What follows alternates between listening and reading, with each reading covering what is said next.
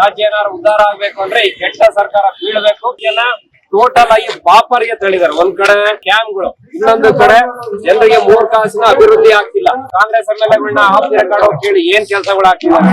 ಇಂಥ ಕೆಟ್ಟ ಸರ್ಕಾರ ನಾವು ನೋಡಿಲ್ಲ. ಸುಮಾರು 16 ತಿಂಗಳಾಯ್ತು ಸರ್ಕಾರ, 15 ತಿಂಗಳು ಒಂದೇ ₹1 ಅಭಿವೃದ್ಧಿಗೆ ಅವರಲ್ಲಿ ಹಣ ಇಲ್ಲ. ಶಾಸಕರು ಯಾವ ರೀತಿಯಾದಂತಹ ಪ್ರತಿಕ್ರಿಯೆ ನೀಡ್ತಾರೆ ಈ ಒಂದು ಮೈಸೂರಿನವರೆಗೆ ಸಾಕಷ್ಟು ಯಶಸ್ವಿಯಾಗಿ 4ನೇ ಕಾಲಿಟ್ಟಿದೆ. ಮೂಢ ಹಗರಣ ಸರ್ಕಾರದ ಯಾರ್ಯಾರು ಕೂಡ ಎಲ್ಲ MLAಗಳು, ex-MLAಗಳು, ಕಾರ್ಪೊರೇಟರ್ಗಳು, ಬೂತ್ ಅಧ್ಯಕ್ಷರು ಆದಿಯಾಗಿ ಎಲ್ಲರೂ ಕೂಡ ಬಂದು ಈ ಒಂದು ಪಾದಯಾತ್ರೆ ಪ್ರತಿಭಟನೆಯಲ್ಲಿ ಎಲ್ಲರೂ ಕೂಡ ಪಾಲ್ಗೊಂಡಿದ್ದಾರೆ. ಒಂದು ಯಶಸ್ವಿ ಆಗ್ತದೆ. ಖಂಡಿತವಾಗಿಯೂ ಈ ಸರ್ಕಾರ ಬಿದ್ದೋಗ್ಬೇಕು. ಈ ರಾಜ್ಯ ಏನಾದ್ರು ಉದ್ಧಾರ ಆಗ್ಬೇಕು ಅಂದ್ರೆ ಈ ಕೆಟ್ಟ ಸರ್ಕಾರ ಬೀಳ್ಬೇಕು. ರಾಜ್ಯನ ಟೋಟಲ್ ಆಗಿ ಪಾಪರಿಗೆ ತಳಿದಾರೆ. ಒಂದ್ ಕಡೆ ಸ್ಕ್ಯಾಮ್ಗಳು, ಇನ್ನೊಂದು ಕಡೆ ಜನರಿಗೆ 3 ಕಾಸಿನ ಅಭಿವೃದ್ಧಿ ಆಗ್ತಿಲ್ಲ. ಒಬ್ಬ MLA ಆಗಿ ನಮಗೆ ಗೊತ್ತೇನ್ ಕಷ್ಟ ಅಂತ. ನೀವು ಕಾಂಗ್ರೆಸ್ MLAಗಳನ್ನ ಆಫ್ತಿರ ಕಾಡೋ ಕೇಳಿ ಏನ್ ಕೆಲಸಗಳು ಆಗ್ತಿದ್ದಾರೆ. ಇಂಥ ಕೆಟ್ಟ ಸರ್ಕಾರ ನಾವು ನೋಡಿಲ್ಲ. ಸುಮಾರು 16 ತಿಂಗಳಾಯ್ತು ಸರ್ಕಾರ, 15 ತಿಂಗಳು ಒಂದೇ ₹1 ಅಭಿವೃದ್ಧಿಗೆ ಅವರಲ್ಲಿ ಹಣ ಇಲ್ಲ. ಬರೇ ಅದರಲ್ಲಿ ಎಲೆಕ್ಷನ್ಗೋಸ್ಕರ ಭಾಗ್ಯಗಳನ್ನ ಮಾಡಿದ್ರು.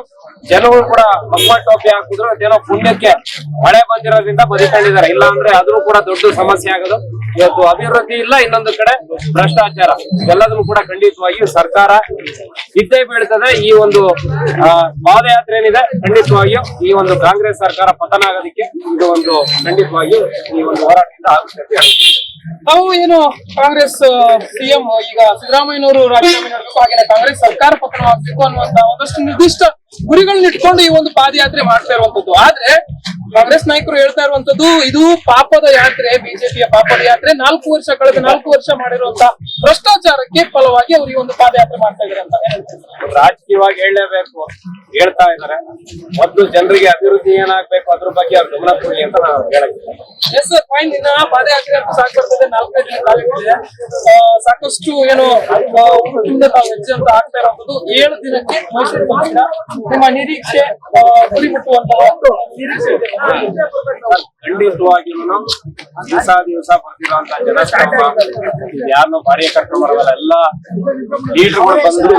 ರೋಡ್ ಕರ್ನಾಟಕ ನೀವೆಲ್ಲಾ ಅಸೆಂಬ್ಲಿ ಕ್ಷೇತ್ರದಿಂದಲೂ ಬರ್ತಾ ಇದ್ದೀವಿ. ಕಿತ್ತೂರು, ನರಗುಂದ, ಪ್ರತಿಯೊಂದು ಅಸೆಂಬ್ಲಿ ಕ್ಷೇತ್ರ ಪ್ರತಿ ದಿವಸ ಸುಮಾರು 25ರಿಂದ 30 ಅಸೆಂಬ್ಲಿ ಕ್ಷೇತ್ರದಿಂದ ಎಲ್ಲಾ ವಾಲಂಟಿಯರ್ಸ್ ಕೂಡ ಮುಖಂಡಗಳು ಬಂದು ಈ ಪಾದಯಾತ್ರೆ ಭಾಗವಹಿಸಿದ್ದಾರೆ.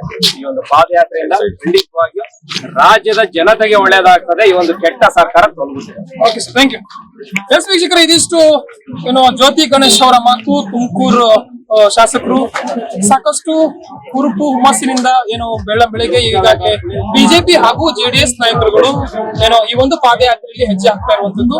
4ನೇ ದಿನದ ಪಾದಯಾತ್ರೆ ಇನ್ನು ಈ ಒಂದು 3 ದಿನಗಳ ಪಾದಯಾತ್ರೆ ಸಾಗಿ ಹೋಗುತ್ತೆ. ಅಂತಿಮವಾಗಿ ಇದು ಮೈಸೂರನ್ನ ತಲುಪಲಿದೆ. ಕ್ಯಾಮರಾ ಪರ್ಸನ್ ವಿಜಯ್ ಜೊತೆ ಜಯ ಲೈಕೋಡ್, ಕರ್ನಾಟಕ ಟಿವಿ.